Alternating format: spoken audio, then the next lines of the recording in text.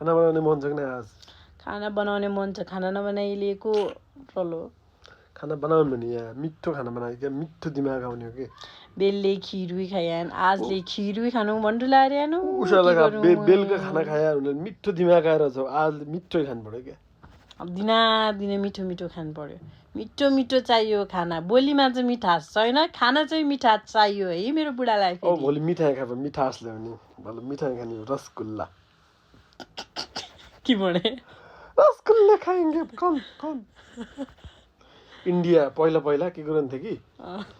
घरपट्टि 65,000 रुपियाँ पर रावत स्विट्समा जान्थ्यो इन्डिया धारचुला अब नेपाल हो बोर्डर के हो इन्डिया धारचुला जाएपट 65,000 हुन्थ्यो पहिला 65,000 रुपियाँ मिठाई खान जान्थ्यो साथीमा लैजा अचेलले त चोर दामी रहेछ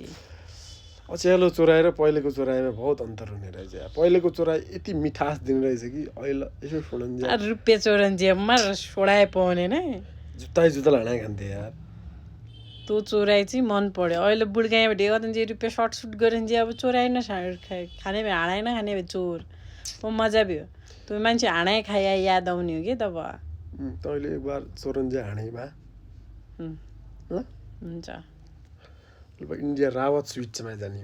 म त योपालि त धारचुला जाए क्या तँलाई रावत स्विट्सबाट 1 किलो रसगुल्ला ल्याउने मलाई रसबेरी ल्याउने मलाई रसगुल्ला रसभरी केही मन पर्दैन तँलाई मिल्क केक चक्लेटी यस चक्लेटी कि त योपालि म इन्डियापट्टि आउँला तँलाई ल्याइदिउँ चम्पावतपट्टि स्विट्स कालो वालो मनमा दाना भइहाल्यो के हो नाम